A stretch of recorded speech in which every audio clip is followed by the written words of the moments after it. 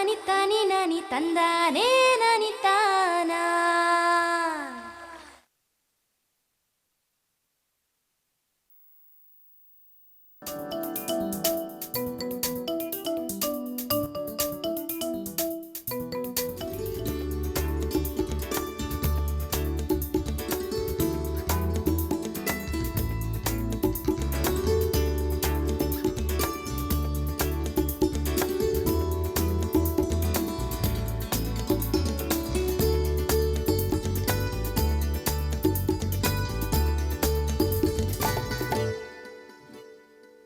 ರೈತ ಬಾಂಧವರೇ ನಮಸ್ಕಾರ. ಕೃಷಿ ದರ್ಶನದ ಕೃಷಿ ವಾರ್ತೆಗೆ ತಮ್ಮೆಲ್ಲರಿಗೂ ಹಾರ್ದಿಕ ಸ್ವಾಗತ.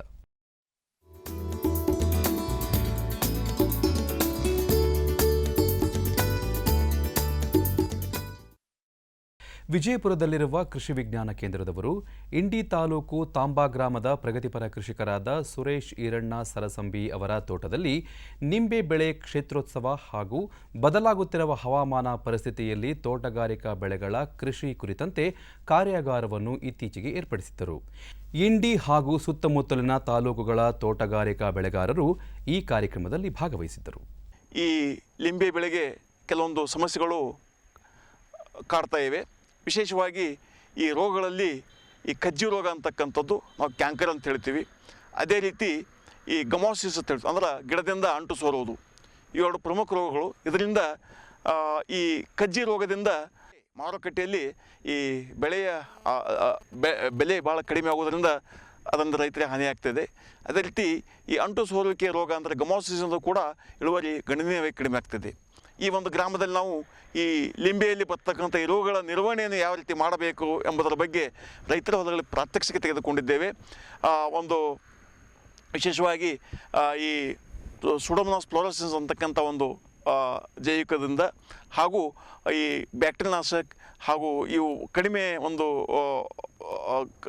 ಖರ್ಚಿನಲ್ಲಿ ಈ ರೋಗವನ್ನು ಯಾವ ರೀತಿ ನಾವು ಪರಿಣಾಮಕಾರಿಯಾಗಿ ನಾವು ನಿರ್ವಹಣೆ ಮಾಡಬಲ್ಲದು ಎಂಬುದನ್ನು ತೋರಿಸಿಕೊಡತಕ್ಕಂಥ ಉದ್ದೇಶದಿಂದ ಈ ಪ್ರಾತ್ಯಕ್ಷಿಕೆಗಳಲ್ಲಿ ಕೈಗೊಂಡಿದ್ದೇವೆ. ಈ ಎರಡೂ ಪ್ರಾತ್ಯಕ್ಷಿಕೆ ಅಂದರೆ ಈ ರೋಗ ನಿರ್ವಹಣೆ ಬಗ್ಗೆ ತೆಗೆದಕ್ಕಂಥ ಪ್ರಾತ್ಯಕ್ಷಿಕೆಗಳನ್ನು ಸ್ವತಃ ರೈತರು ನೋಡಿದ್ದಾರೆ. ಇವುಗಳನ್ನು ನಾವು ಸರಿಯಾದ ರೀತಿಯಲ್ಲಿ ನಿರ್ವಹಣೆ ಮಾಡೋದರಿಂದ ಅದು ಈ ರೋಗಗಳನ್ನು ನಾವು ತಡೆಗಟ್ಟಬಹುದು. ಇದರಿಂದ ಒಂದು ಈ ಅಂಟು ಬರ್ತಕ್ಕಂಥ ರೋಗದಿಂದ ನಾವು ಪಾರಾಗಬಹುದು.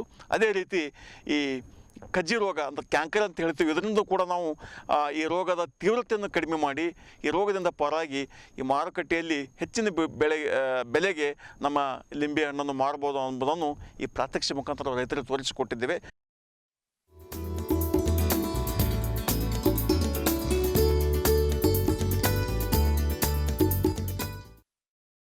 ಬಾಗಲಕೋಟೆ ತಾಲೂಕು ಮಲ್ಲಾಪುರ ಗ್ರಾಮದ ಪ್ರಗತಿಪರ ಕೃಷಿಕರಾದ ಹನುಮಂತಪ್ಪ ಮಲ್ಲಪ್ಪ ಯಮನಾಳ್ ಅವರು 64 ಎಕರೆ ಜಮೀನನ್ನು ಹೊಂದಿದ್ದು ಮುಂಗಾರಿನಲ್ಲಿ ಹೆಸರು, ತೊಗರಿ, ಸಜ್ಜೆ, ಸೂರ್ಯಕಾಂತಿ, ಶೇಂಗಾ, ಮುಸುಕಿನ ಜೋಳ, ಕಬ್ಬು, ಹಿಂಗಾರಿನಲ್ಲಿ ಕಡಲೆ, ಕುಸುಬೆ, ಜೋಳ, ಗೋಧಿ, ಶೇಂಗಾ ಹಾಗೂ ಅಲಸಂದೆ, ಇದಲ್ಲದೆ ವೈಜ್ಞಾನಿಕ ರೀತಿಯಲ್ಲಿ ದ್ರಾಕ್ಷಿಯನ್ನು ಸಹ ಬೆಳೆದುಕೊಳ್ಳುತ್ತಿದ್ದಾರೆ.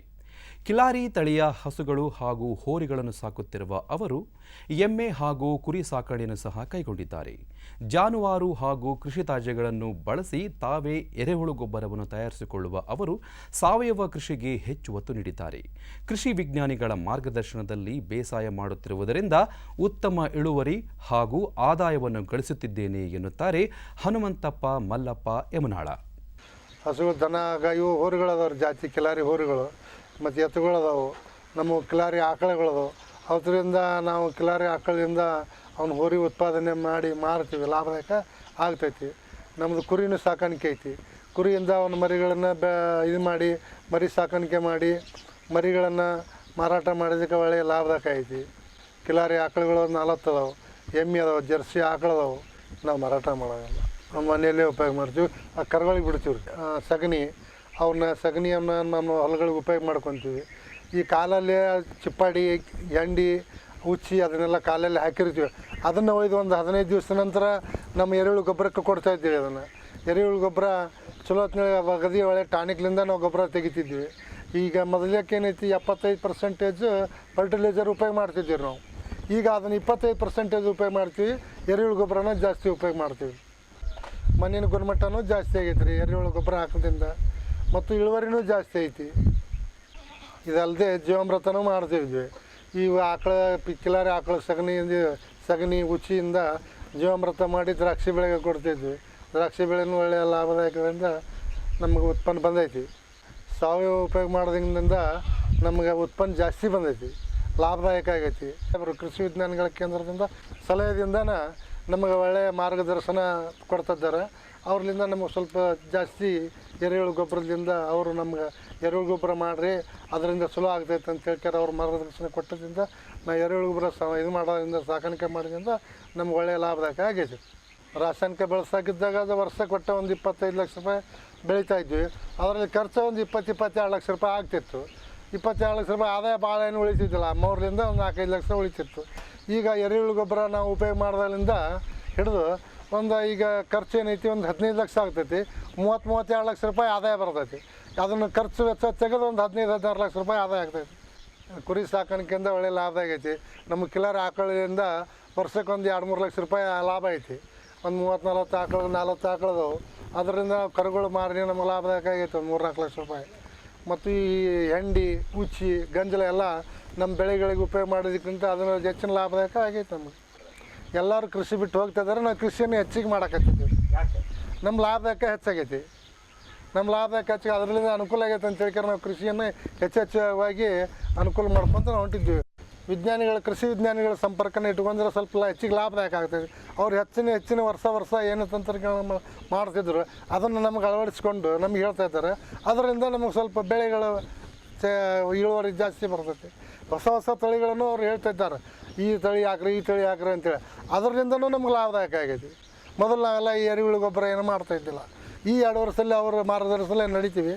ಆ ಮಾರ್ಗದರ್ಶನದಿಂದ ನಮ್ಗೆ ಲಾಭದಾಯಕ ಆಗೈತಿ ಎರೆಹುಳು ಗೊಬ್ಬರ. ಈ ಕೃಷಿಯಲ್ಲಿ ನೆಮ್ಮದಿ ಐತಿ ಒಟ್ಟು.